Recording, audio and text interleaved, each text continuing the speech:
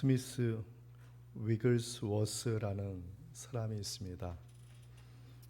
이 사람은 8살 때 할머니와 집회에 참석하고 그곳에서 8살 때 예수님을 영접하였는데 오직 믿음이라는 말씀을 받았다고 합니다.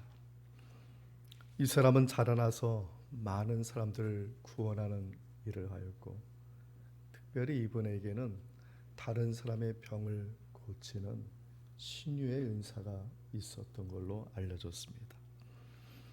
그래서 어떤 사람이 이 사람에게 병 고침을 받을 수 있는 좋은 책을 추천해 달라고 했다고 합니다.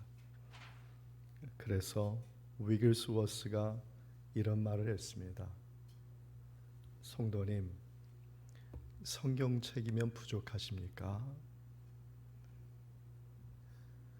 성경책 이외에 다른 것이 필요합니까? 이런 말을 했다고 합니다. 또 누군가가 그에게 도대체 하루에 얼마나 기도하십니까? 물으니까 이 위글스워스가 이런 말을 했다고 합니다. 저는 한 번 기도할 때 30분 이상 기도한 적은 없습니다. 그러나 기도하지 않고 30분 이상 가본 적은 없습니다. 라고 말을 했다고 합니다.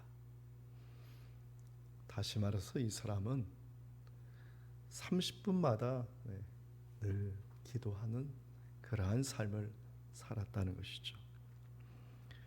위글스워스의 이야기는 우리가 어떻게 주님과 함께 동행하는 삶을 사는지 잘 말해주고 있습니다. 사람들을 대할 때 이런 마음을 갖고 대하는 것이죠. 주님께 기도하는 마음으로. 자녀들을 대할 때 생각 없이 대하는 것이 아니라 바로 주님께 기도하는 마음으로 대하는 것입니다. 부모에게 대할 때도 마찬가지 아닙니까? 주님께 기도하는 마음으로 대하는 것입니다. 이렇게 기도하니까 위글스워스가 하나님께 쓰임받는 사람이 되었다는 것입니다. 특별히 여기에 있는 계신 분들은 다 대부분이 부모님 되시는 분들인데 여러분 자녀들에게 대할 때 늘 나와 동행하시는 그 하나님을 의지해서 기도하는 마음으로 대한다면 거기에 반드시 주님께서 열매를 맺게 하시는 은총을 함께 해주실 줄 믿습니다. 오늘 본문을 통해서 몇 가지 알아보고자 하는데 우리는 어떤 마음으로 사람들을 대할 것인가? 첫째는 믿음의 자세를 가져야 됩니다. 요한복음 20장 29절입니다. 함께 읽겠습니다. 예수께서 이르시되 너는 나를 본고로 믿느냐? 보지 못하고 믿는 자들은 복되도다 하시니라. 아멘. 부활하신 예수님께서 제자들을 만나주시고 부활하신 몸을 직접 보여주셨습니다. 첫 번째 만남은 예수님이 부활하신 첫 번째 주일이었습니다. 예수님께서 언제 부활하셨죠? 주일에 부활하신 겁니다. 저희가 주일 예배 드리는 그 시작이 바로 주님의 부활 그 날을 기점으로 시작한 것입니다. 예수님은 바로 부활하셔서 그날 제자들을 첫 번째 만나 주셨습니다. 마치 부모와 같은 예수님을 잃은 제자들이 두려움에 떨고 있었습니다. 예루살렘 한 집에 모여서 문을 다 닫고 있었지만 예수님은 그 문들을 통과하셔서 제자들에게 서시고 그리고 구멍난 손과 창에 찔린 옆구리를 보여주시면서 주님의 부활을 보여주셨습니다. 두 번째 만남은 예수님이 부활하신 두 번째 주일, 일주일 후 두 번째 주일에 예수님이 첫 번째와 같은 방법으로 제자들에게 다가오셨습니다. 근데 그 자리에 특별한 점은 의심 많은 도마가 거기에 있었다는 것이죠. 예수님은 도마에게 못자국 난 손과 창자국 난 옆구리를 보여주시면서 예수님이 참으로 부활하셨음을 보여주었습니다. 마침내 도마가 의심을 버리고 예수님의 부활을 믿게 되었습니다. 그리고 아주 유명한 고백을 남겼죠. 예수님께 나의 주님이시오 나의 하나님이시니이다. 아멘. 나의 주님이시다란 말은 예수님이 내 마음에 이제 주인이 되셨습니다. 이런 말이에요. 이제 내 마음의 주인이 되어 주셨습니다. 이례적인 고백일 수가 없죠. 우리가 사람을 사귈 때도 그 사람의 내 마음에 심어지기 위해서는 어떻게 됩니까? 수없는 과정이 있고 또 수없는 생각이 있는 것처럼 예수님이 나의 주님이시다, 이것은 이례적인 고백일 수가 없습니다. 마치 위글스워스가 기도하지 않고 30분 이상 가본 적이 없다는 말과 같은 것입니다. 하나님은 사람을 설계하실 때 어떻게 설계하시냐면 기도하도록 설계하셨다는 것이죠. 하나님은 사람을 설계하실 때 기도하도록 설계하셨어요. 지난주에 제가 말씀드렸죠. 하나님은 사람을 설계하실 때 하나님의 터치가 필요하도록 설계하셨다.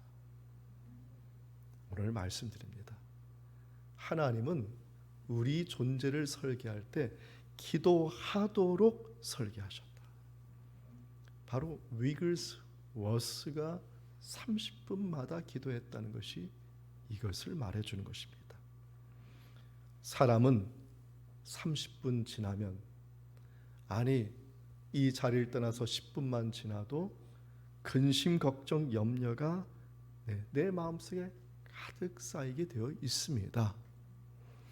근심, 걱정, 염려, 잉크방울의 그 한 방울이 물을 흐리게 만들듯이 근심, 걱정, 염려 한 방울이 우리 마음에 떨어지기만 해도 어떻게 됩니까?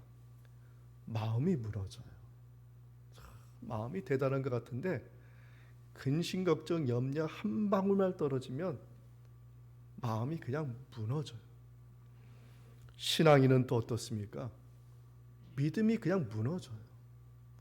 항공모함같이 영원히 바다에 떠 있을 것 같은 마음도 근심, 걱정 한 방울만 떨어뜨리면 그냥 여지없이 침몰하게 만드는 것이 만든 침몰하고 마는 것이 마음이라는 것입니다. 그래서 시간을 두고 해결하려고 우리가 시도를 하지요. 어떻게 합니까? 근심, 걱정, 염려가 오면 사람을 만나서 자기의 근심, 걱정, 염려를 얘기하기도 하고, 또 어떤 사람은 자기 근심, 걱정, 염려를 종이에 써놓기도 합니다. 또 어떤 사람은 시간을 들여서 그 시간만은 내가 다른 거 안 하고 내 근심, 걱정, 염려만 생각하겠다라고 생각하면서 얘기를 하고 또 그것을 생각합니다. 어느 정도 스트레스는 해소가 되겠지만 문제는 뭡니까? 근심, 걱정, 염려는 해결되지 않는다는 겁니다. 그러나 하나님이 신앙인들에게 주신 특별한 은총의 통로가 기도라는 것입니다. 기도하는 것은 하나님께 모든 것을 다 맡기는 것이다. 기도의 은총이 무엇입니까? 하나님께 근심, 걱정 없는 걸 다 맡기면 누가 돌보세요? 하나님이 돌보시는 줄 믿습니다. 베드로전서 5장 7절의 말씀이죠. 함께 읽겠습니다. 너희 염려를 다 주께 맡기라. 이는 그가 너희를 돌보심이라. 아멘. 너희 염려를 다 주께 맡기라. 사람들의 얘기할 필요도 없고 글에 썩어서 남겨둘 필요도 없다. 시간을 정해서 하나님께 다 맡기면 누가 돌보세요? 하나님이 돌보시는 줄 믿습니다. 맡긴다는 것은 믿음의 관계. 나는 해결할 수 없지만 하나님은 해결하여 주실 줄 믿는 것입니다. 우리 주님은 신앙인들의 근심과 걱정과 염려를 다 받으세요. 그 받으시고 뿐만 아니라 그 비어있는 마음에 무엇을 주시냐면 평강을 주시는 분이시다. 이 자리에 계신 여러분에게 주님의 평강이 가득하기를 축원드립니다. 본문에 보면 제자들에게 근심과 걱정, 두려움이 가득하였습니다. 그러나 이 사람들이 부활하신 주님을 만나고 나서 어떻게 변했냐면 평강이 가득하였다는 것이죠. 부활하신 주님이 그들 가운데 함께 하시고 그들의 근심, 걱정, 염려, 의심을 다 주님이 가져가시고 그 마음속에 평강을 집어넣어 주신 것이죠. 사랑하는 성도 여러분, 다시 한번 말씀드립니다. 사람이란 존재는 하나님께서 기도하도록 설계하셨어요. 이 세상에 살 수 어떻게 살아갑니까? 여러분의 근심, 걱정, 염려 누구와 해결할 것입니까? 하나님께 맡기시기를 축원드립니다. 하나님이 그곳을 다 받으시고 여러분의 근심, 걱정, 염려의 마음에 평강의 마음을 채워주시고 여러분이 기도한 기도의 제목을 우리 주님께서 돌보시고 인도하여 주실 줄 믿습니다. 둘째는 화목의 자세가 필요합니다. 본문에 보면 12절과 13절 말씀인데 함께 읽겠습니다. 예수께서 이르시되 와서 조반을 먹으라 하시니 제자들이 주님이신 줄 아는 고로 당신이 누구냐 감히 묻는 자가 없더라. 예수께서 가셔서 떡을 가져다가 그들에게 주시고 생선도 그와 같이 하시니라. 아멘. 제자들이 지금 갈릴리 바다로 간 것은 지금 마태복음 28장 10절에서 무덤에서 부활하신 예수님이 첫 번째로 만난 여인들에게 뭐라고 말했냐면 제자들에게 전해라. 갈릴리에서 다시 만나자고 말을 해라. 이 말씀을 들은 여인들이 무덤에서 내려와서 제자들에게 알리고 그리고 첫 번째, 두 번째 주님과의 만남을 갖고 나서 이제 갈릴리로 간 지금 그런 상황 가운데 있는 말씀입니다. 제자들이 부활하신 예수님을 이제 경험하고 예수님의 말씀, 명령하신 말씀을 따라서 갈릴리로 갔습니다. 이 갈릴리에서 예루살렘까지는 대략 사람이 걸어서 3일 정도 걸어가야 하는 그러한 거리입니다. 제자들은 또 어떻게 됐습니까? 믿음이 떨어졌습니다. 왜냐하면 부활하신 예수님께서 그곳까지 오실까 근심하고 걱정하고 어떻게 됐습니까? 예수님이 오지 않을 수 있다. 믿음이 떨어진 거죠. 이제 기다리다 예수님이 오지 않으니 베드로가 갑자기 물고기를 잡으러 밖으로 나가니 다른 제자들이 거기에 동조해서 함께 밤에 배를 잡으러 고기를 잡으러 간 것입니다. 밤이 새도록 그물질을 했는데도 고기가 잡히지 않았습니다. 이제 새벽이 되어서 이제 해가 밝아오기 전이 되니 이 배를 몰고 이제 항구로 이제 돌아오게 된 것이죠. 빈손이 되었습니다. 그런데 부활하신 예수님은 지금 본문에 보면 그곳에 계셨습니다. 그리고 예수님은 그 모든 것을 지켜보고 계셨습니다. 배를 저으며 빈손으로 돌아오는 제자들에게 말씀하셨어요. 그물을 배 오른편에 던지라. 그리하면 잡으리라. 아직 제자들은 저 멀리에서 말씀하시는 분이 예수님인 줄 모르고 있는 상황입니다. 그런데 음성을 듣고 순종을 했다는 것이죠. 지금 앞서서 도마에게 말했어요. 믿음이 없는 자가 되지 말고 어떤 사람이 되라고요? 믿는 자가 되라. 보고 믿지 말고 믿음을 가져라. 지금 오늘 본문에서 그것이 이루어진 것입니다. 예수님인지 몰라요.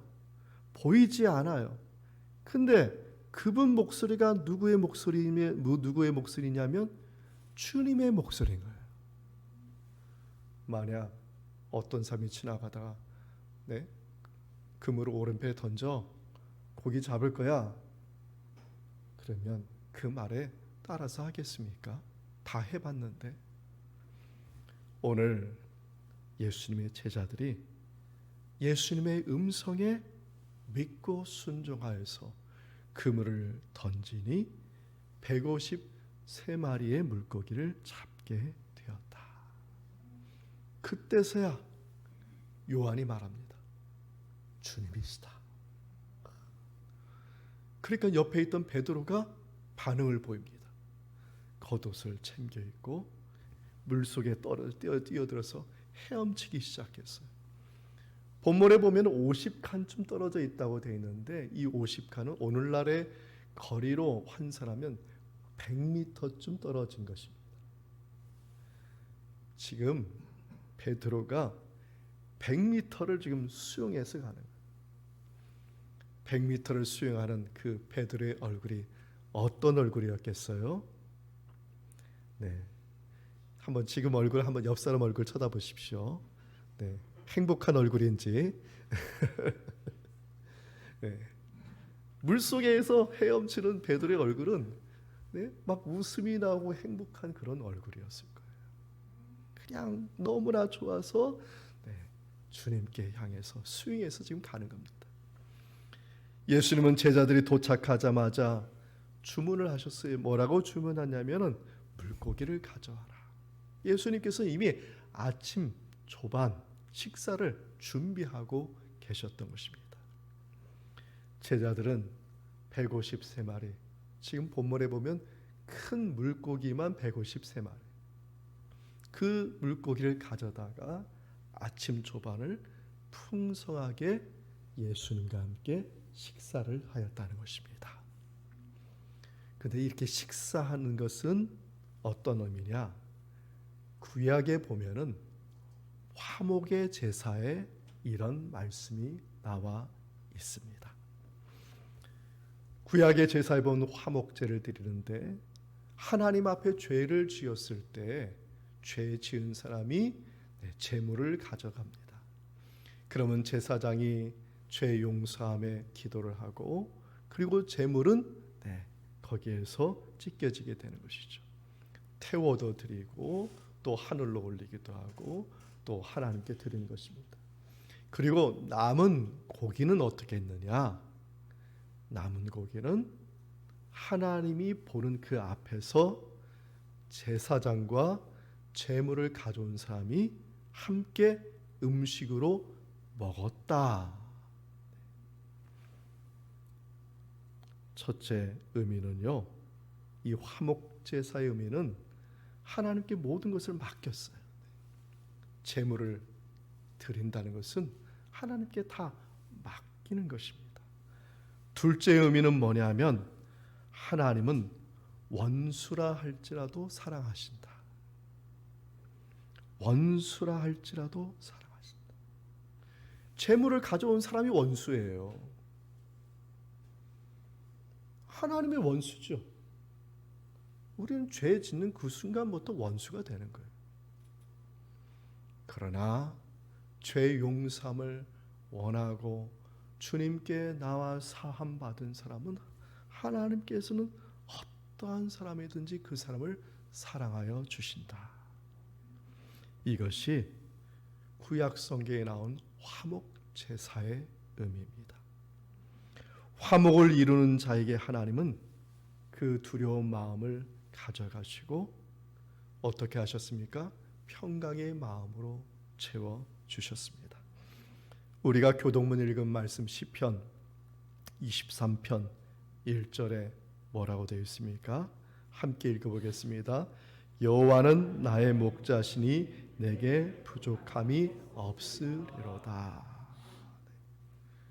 하나님과 화목을 가진 사람이 가질 수 있는 평강, 부족함이 없으리라는 것은 영원히 부족함이 없을 것이라는 고백이거든요. 또 5절에 보면 이렇게 말하고 있습니다.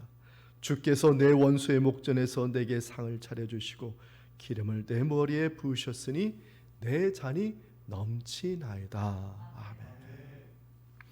사랑하는 성도 여러분, 우리에게 화목을 이루시는 주님의 모습을 본받아서 우리도 우리의 삶에서 또 가정에서 화목을 이루어가는 저와 여러분의 삶이 되기를 축원드립니다. 마지막으로 사랑의 자세가 필요합니다. 우리가 읽지 않았지만 본문 17절 말씀 함께 읽겠습니다. 세 번째 이르시되 요한의 아들 시몬아 내가 나를 사랑하느냐 하시니 주께서 세 번째 내가 나를 사랑하느냐 하심으로 베드로가 근심하여 이르되 주님 모든 것을 아시오매 내가 주님을 사랑하는 줄을 주님께서 아시나이다. 예수께서 이르시되 내 양을 먹이라. 아멘. 오늘 본문의 말씀을 설명드리겠지만은 초점을 여기에 맞췄습니다. 양을 먹이라, 양을 치라는 말이 어떤 말인지. 예수님께서 제자들과 아침 식사를 하셨어요. 그리고 나서 베드로에게 딱 꼬집어서 질문을 합니다. 예수님께서 15절에 말합니다. 내가 이 사람들보다 나를 더 사랑하느냐. 또 예수님께서 16절에 또 말합니다. 두 번째 또 질문합니다. 요한의 아들 시몬아 내가 나를 사랑하느냐. 베드로가 반복해서 말합니다. 주님, 그렇습니다. 내가 주님을 사랑하는 줄 주님은 아시지 않습니까? 이렇게 똑같이 두 번을 반복합니다. 한글 성경을 보면은요, 주님의 말씀에 지금 요한이 제대로 답을 한 것 같이 보입니다. 그러나 오늘 본문에 기록된 헬라어로는 그렇지 않다고 말하고 있습니다. 지금 이 예수님의 질문에 네가 나를 사랑하느냐, 이 사랑이라는 것은 헬라 원어로 아가페라고 되어 있습니다. 아가페, 네가 나를 아가페 사랑하느냐, 이렇게 물은 거예요. 두 번을. 그랬더니 이 베드로가 대답합니다. 네, 그렇습니다.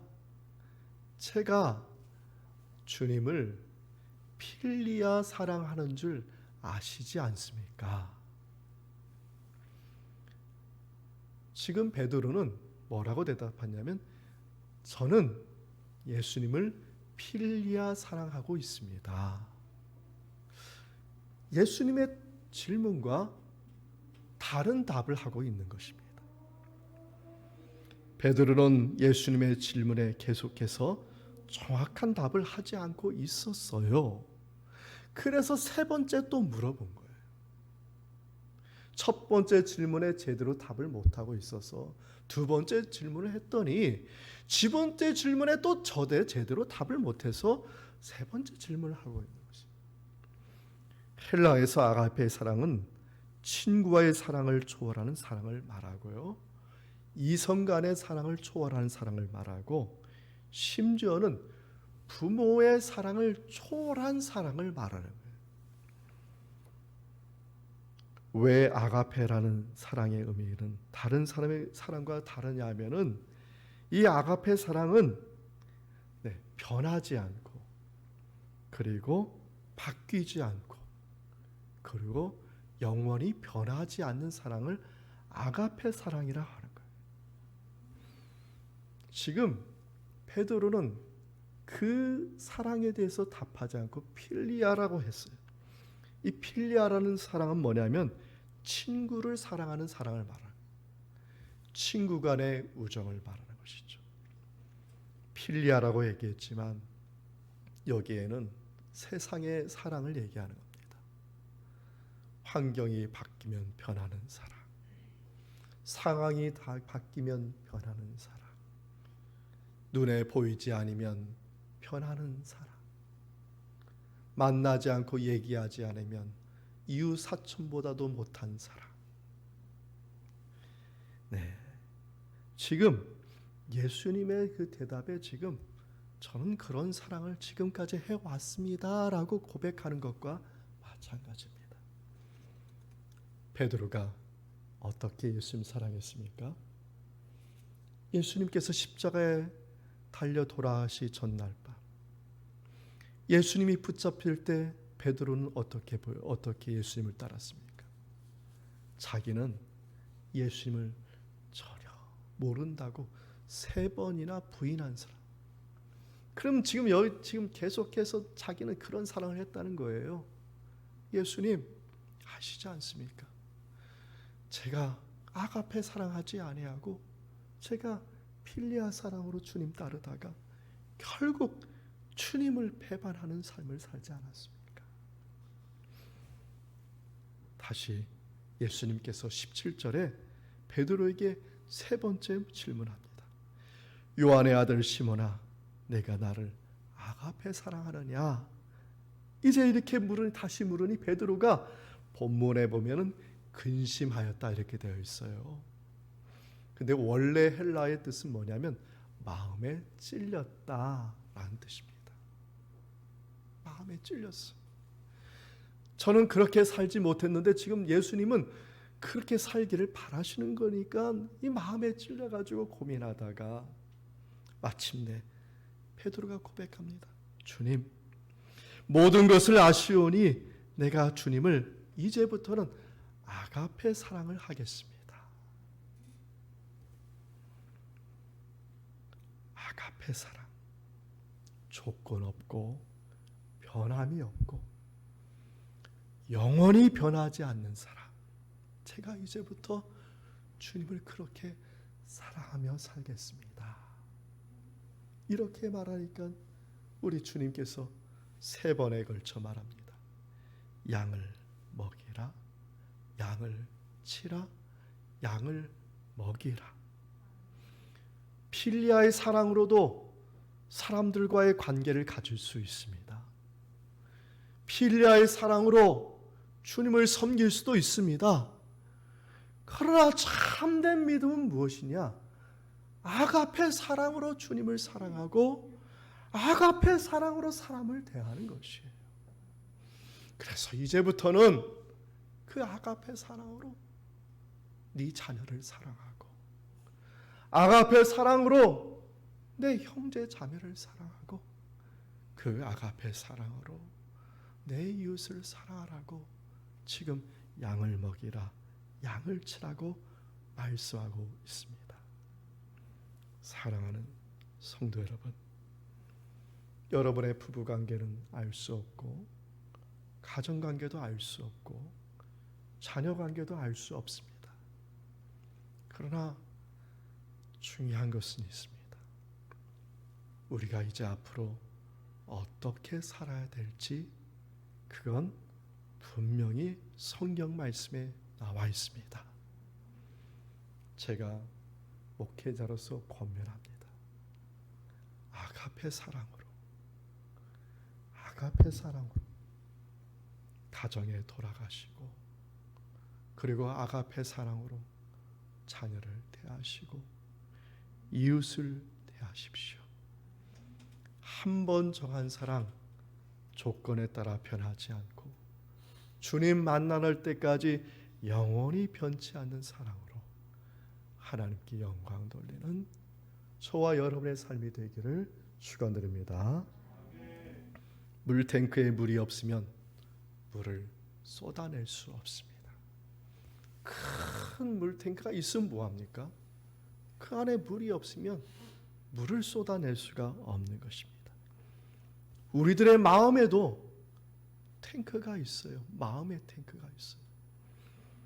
마음의 탱크에 믿음이 없으면 믿음을 쏟아낼 수가 없는 거예요.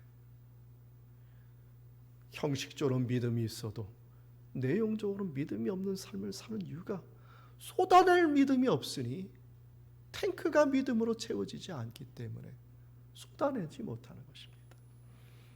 말로는 화목하자 말을 해도 화목을 쏟아낼 수가 없어요. 왜?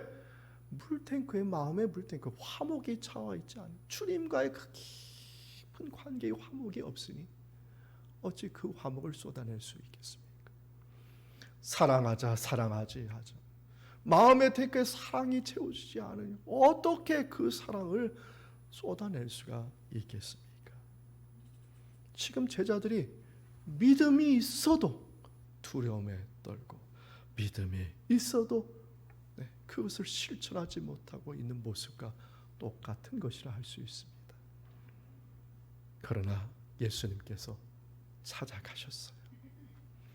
제자들을 찾아가셔서 제자들에게 나타나셨습니다. 그리고 그들에게 비어있는 그 탱크, 마음의 탱크에 믿음을 채워주시고 화목을 채워주시고 영원히 변하지 않는 십자가의 사랑을 채워주셨기에 이제부터 이 사람들이 사도행전의 그 놀라운 역사를 써내려가는 위대한 인물들이 되지 않았습니까? 오늘 우리가 예배드리는 이 순간 우리 주님께서 이 자리에 찾아오신 줄 믿습니다. 여러분의 비어있는 마음에 믿음을 충만히 채워주시고 화목을 충만히 채워주시고 사랑을 충만히 채워주셔서 저와 여러분의 삶의 자리가 믿음 충만, 화목 충만, 아가페사로 충만한 행복한 가정을 이루는 삶이 될 줄 믿습니다. 이 말씀의 은총이 예수 그리스도 안에서 여러분의 마음과 생각을 지키시기 원합니다. 아멘.